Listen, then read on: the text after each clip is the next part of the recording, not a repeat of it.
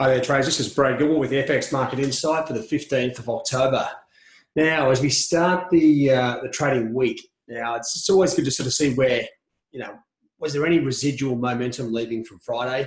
If anything, there isn't at all. The Aussie now starting to trade sideways, had a little bit of a rally, same with the Kiwi, but not a lot there as well. We had the little drift off in the dollar yen. It's now trading sideways as well. Euro, we've had a nice little run to the top side, but that's now been diffused and it is now trading sideways as well. Sterling continues to whip around on Brexit, various reports or news or updates. There's a Brexit summit coming up next weekend. We've got a huge amount of UK data this week, but if you read the wire services, they're saying traders are booking profits on the potential of things going a little bit sideways. So, and that's a bit hard for me to swallow. It's just there's various things happening behind the scenes, and you can't really see what's happening with sterling, but it is trading in a very big range and very sporadically. Dollar CAD bucking the trend. Euro dollar sort of did pop up above 130. It's now sort of trading sideways. Oil has sort of come back into play as well. Now it was up around sort of $76.5. It's back to 72, but a lot of the the geopolitical situation around NAFTA has now gone. We've still got high inflation in Canada, but the currencies are waiting for some of these geopolitical issues to play out. We're talking about the oil situation blocking out Iran. Now we've got a massive issue coming up with Saudi Arabia and the US as well on the missing journo. So if I just come across, let's have a look at the dollar, and I just want to explain a few different things as you should start the week. Now, just looking at the US dollar, okay, on a big sort of pictures perspective, if I can just get that out, it is pretty much trading sideways. Now, there was a bit of a sell-off, probably coinciding with that big move down in dollar one. There's a little bit of a sort of a gap here at the moment. I'm not sure what that's about, but the dollar has steadied at this stage. I don't think there's too much to get overly excited about. Dollar one is the real raw nerve here. It is sort of pushing the dollar around a bit. There's talk of the People's Bank of China, the Central Bank of China, sort of intervening last week. Apparently that's been denied, but it's back to where it was, which generally tells me it was pushed to wherever it was, and it just ricocheted back to where it is now. So anyway, that's going to be something for us to watch, particularly in that Asian session when the PBOC are active. But one of the raw nerves last week was the equity markets, and a nice little bounce back, 1%. Doesn't really make up for the sort of 4 or 5% it was down over the course of the last few days, but it does defuse the situation somewhat. The Nasdaq up 2.7%. That should put an underlying sort of calmness in the equity markets. A lot of talk about the high US Treasuries going through the roof and all these sorts of things. It's pretty hard to sort of see what's going on. Now, what I want to show you is it's actually been a long time since, if I just come back into the MyFX Trading Hub, a long time since we've gone into a situation where the majors are all pretty much just washing around in the sideways perspective. Now, if you drill into the analysis here, you'll find the different components. Now, I see most of these major pairs right at this point in time all trading sideways, which means basically they can just go up or down. Some have, some central bank sort of sentiment, but that's being pushed aside with all the geopolitical issues. So when the markets get like this, traders do generally start to wait. We're waiting to see what's going on. We need direction. And what we really need for really good trading conditions is we need the US dollar to give directions. Because if it's got serious direction, it gives all the other currency pairs a leg up, and we know exactly what's going on. The good thing is, right, we've got US retail sales figures due on Monday, okay? So later today, we'll hopefully get some sort of direction here with US retail sales. We desperately need it to find out where these currencies are going. Otherwise, they're just going to continue to wash around. Unfortunately, at this stage, we still have a number of geopolitical events dominating the scene.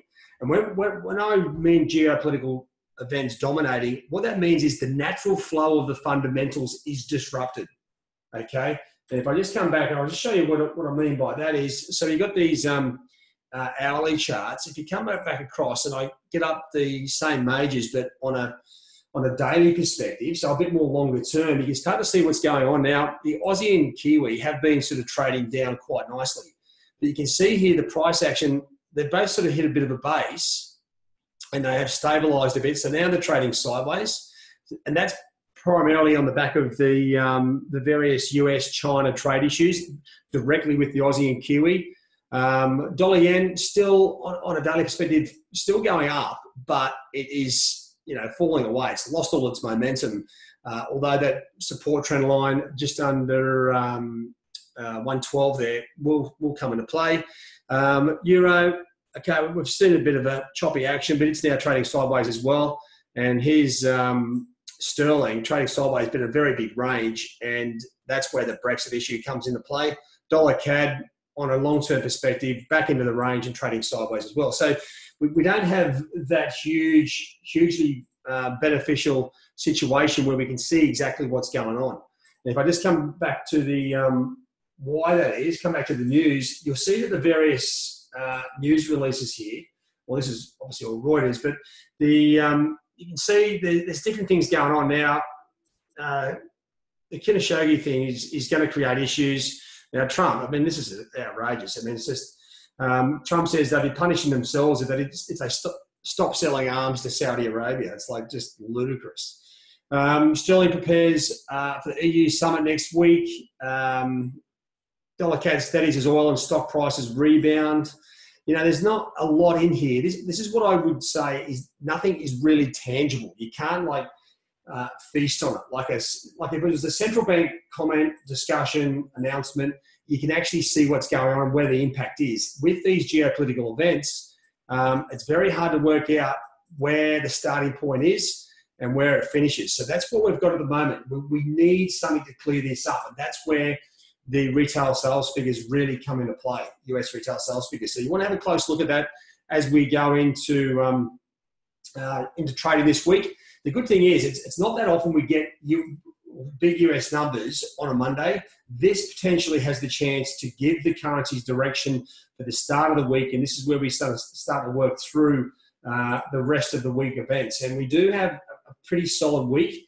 It's a bit unfortunate this Brexit thing continues because not only do we have US retail sales, but we've got some CPI numbers here out of New Zealand and China on Tuesday. We have UK employment numbers. Sort of Wednesday, you come into, Tuesday I should say, come into then UK CPI. And if I just scroll down a little bit further, I'll probably lose a bit of that stuff. We have UK retail sales. So it's a big week for sterling. And this is a bit of a shame because these fundamentals may be pushed aside as the upcoming Brexit summit is on this coming weekend. Now, there's a lot of talk about a positive outcome. They're trying to work out what they're going to do with the Northern Ireland border. It's a border issue, right? So people moving up and down from Northern Ireland to Ireland. All the other countries obviously aren't connected to the UK. So it's the one issue where there's a border issue. They want to have an open border, but then that doesn't work in with the EU sort of regulations. So it's one of those things to work out. Now, so we've got UK, loads of UK data. We have some key US data, retail sales Monday, industrial production Tuesday. So we are going to get something out of the dollar, hopefully. US Philly Fed down the bottom there. So anyway, the week itself has got really good shape. Technically, the currencies don't.